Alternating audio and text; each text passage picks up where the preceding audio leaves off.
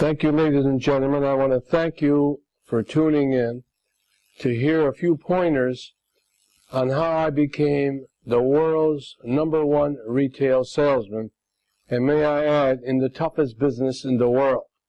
Selling automobiles is tough, but for me, it's the easiest thing I think I ever did because I learned my profession.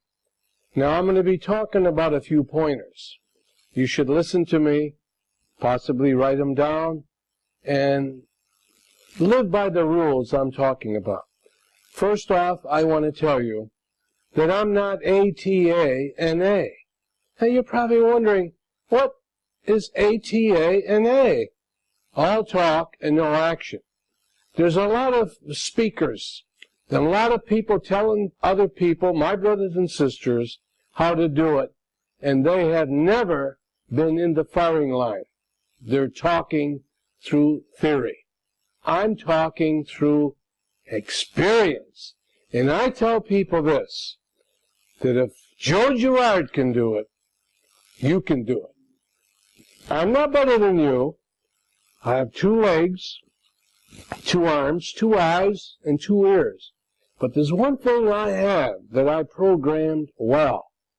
That little piece of brain that I honed and honed like you won't believe, to make myself perfect in every way. And I know you can do it.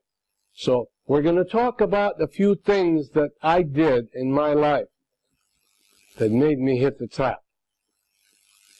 You can do it. But if you keep saying these words to yourself, if it's to be, it's up to me. Nobody is going to do nothing for you. I'll tell you that right now. Nobody. You're the only person that can do anything you want to do. You are the captain of your ship. So if you want to ask me some questions, I'd be more than happy to answer them for you. Okay, we have a first question here.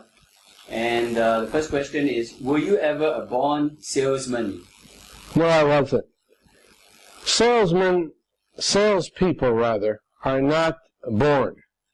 They are made.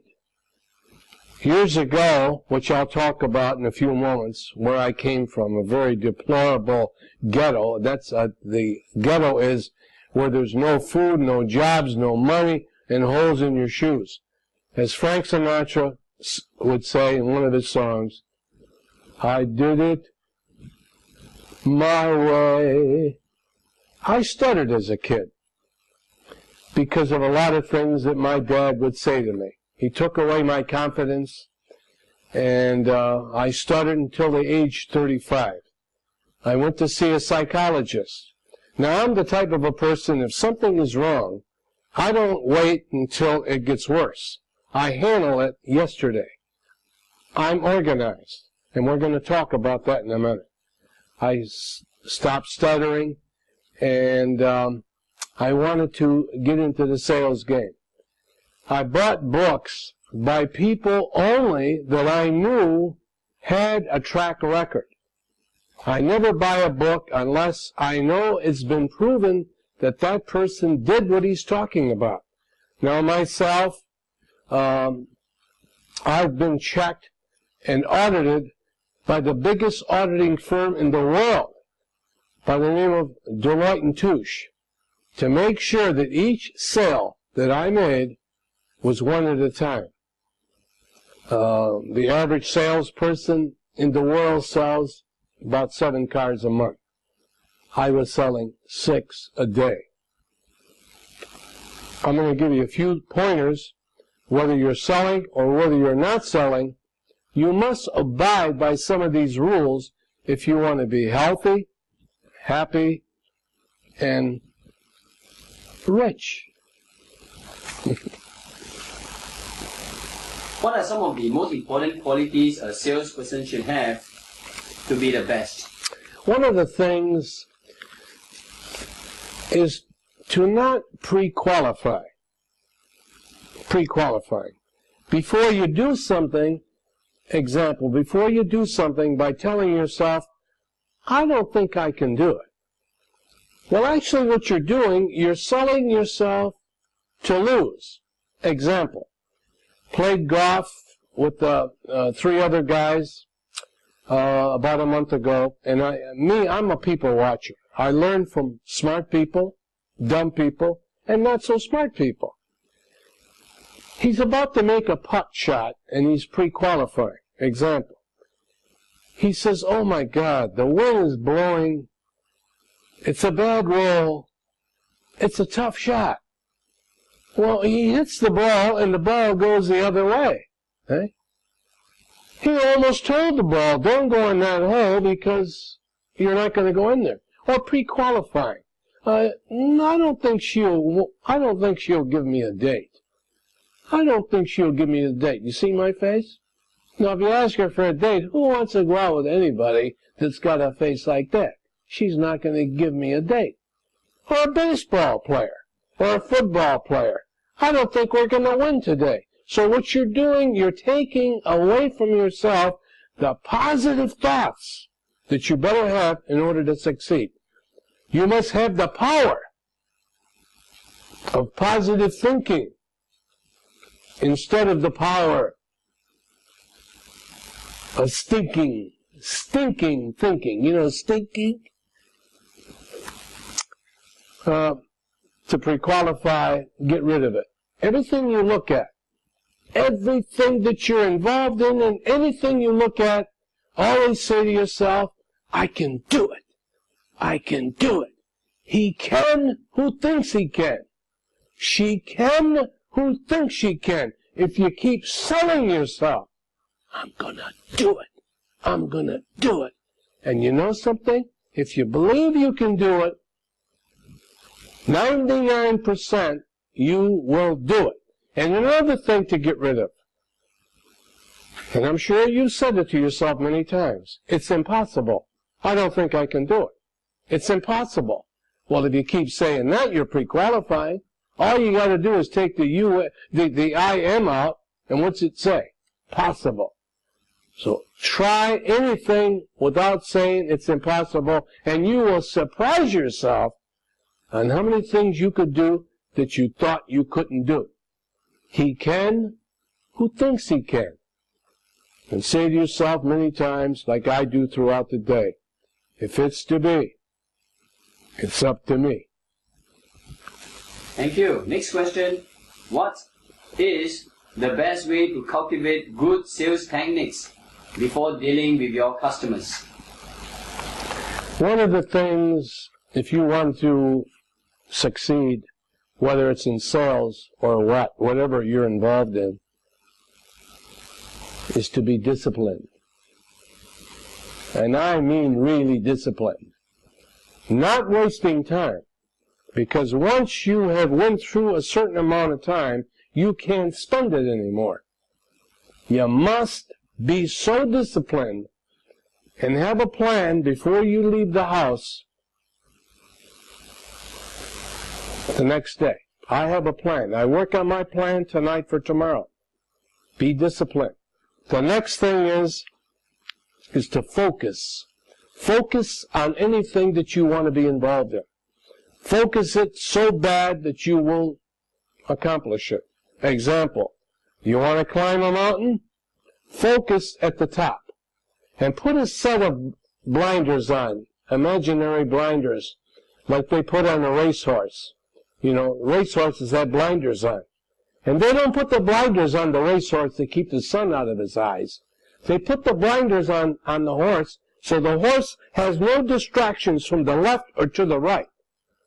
You look straight ahead and you will win if you listen to me. No distractions. Focus. And if you can focus yourself, you just won't believe it. Thank you. As a speaker now, you have probably inspired many people. Tell me, what is the best way to motivate or inspire others? To stay away from negative people. You know, the old saying is, if you hang around a garbage can long enough, you will stink. They will pull you down to their level. And even if it's family, I have one person in my family that she is so negative, I stay away from her. I hang around with positive people who can feed Joe Girard, and this is what you should do. Positive thoughts throughout the day. Not reading the paper too much and reading about all the garbage, the killings and the wars and all that is not going to help you. Okay? Positive thoughts make you healthy and happy and successful too. Tell me, how have your friends and your family played a part in your success? Well, you know, many years ago, as I grew up in the ghettos of Detroit, Michigan, I had a father. I don't know why he didn't like me. He used to beat me and hit me and tell me that I was no good and that I was a no good bum. And hadn't I had a beautiful mother at the time who would sell me and tell me, don't listen to him. Show him that you can be good. One day she took me to a window and she says, you know, Joey, out there's something for everybody. Go out and find it and show him that he's wrong. We understand that you come from a very poor environment. What is the one factor that makes you want to succeed and break the poverty surroundings? Is to prove to my father that he was wrong. To show him that I'm going to be the best of anything. I was a builder of homes. I used to build homes. I built homes for 13 years and doing quite well. And not once did my father ever say, I'm proud of you. He never said it to me. In 1963, at age 35, I lost a $3 million building business. And when I did, he says, I told you you're nothing but a bum. I lost my home. I lost everything. I got a job selling cars just to bring home a bag of groceries for my wife and 2 kids. And because I start putting good thoughts into my head, 3 years later, at age 38, in 1966, they named me the #1 salesman in the world because I believed. Because I believed. From anything negative, there's something positive. My father was negative, and I turned it around. And I says, I'm going to show him. You see? If somebody says you can't do it, they're handing you a challenge. They're telling you, I have faith in you. When somebody says you can't do it, turn it around and say, I'm going to show them that they have faith in me, and I'm going to do it. Like I said, anything negative, there's something positive. Tell us, what are the Joe Girard's 4 rules? When you sleep, and somebody rings the telephone, say 3 o'clock in the morning, what do you tell them? This is a heck of a time to call me. I'm sleeping. Call me tomorrow. You don't want to be bothered, do you? All right. How about when you're eating and somebody calls you on the phone and your wife answers the phone? What do you say? Tell them I'll call them later. You don't want to be bothered, do you? How about when you're vacation and you're playing and you want to have fun and somebody wants you to do some work other than your vacation? What do you tell them?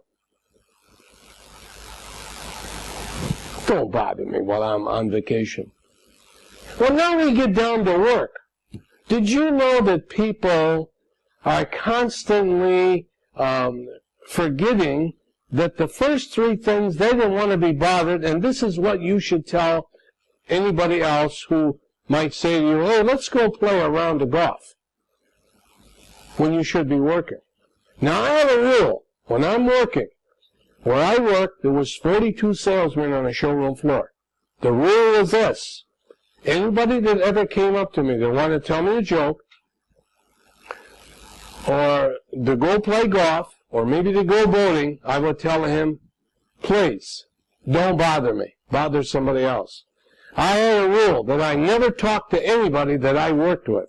I never ate with anybody I work with, because I don't want to waste any time. If I couldn't sell you a car, I didn't want to eat with you. I don't want to come to your house, and I don't want you to come to mine. I'm very organized, I'm very focused, and this is what you should do. Now, there I used to say, Joe Girard's too big time to eat with us. And I tell him, hey, we shouldn't eat with one another. We can't do nothing but waste time. So who did I eat with? I ate with people who can help Joe Girard's cause. The banker, the guy who okays the credit for the car. Maybe the customer's credit isn't that good. But eating with a banker, he says, go ahead, Joe, you can have it. I ate with the mechanics where I work in the service department. People who can help my customer in service. And this is where I was very good. I used to take the mechanics out once a month and wine them and dine them in a good Italian restaurant. These guys loved me so much they'd kill for me. I used to eat with some of my best customers, people who can send customers to me. But to waste time when I'm working is a big no-no. I think we have time for one last question. And this is a very interesting question. What is the one thing, or what are the things that you are most proud of? One of the things that I'm very proud of is the Guinness Book of World Records. I'm the only salesman that's ever been in the Guinness Book of World Records, and I'm very proud of it for one reason. I didn't have to eat 10,000 bananas to get in here. I got in here because I worked. But I put a word in back of work to make it work. And it's called smart work. So there you got it. You can be what you want to be if you want it. If you want it bad enough. And you know something? I'm rooting for you because I love you. Thank you very much. Thank you.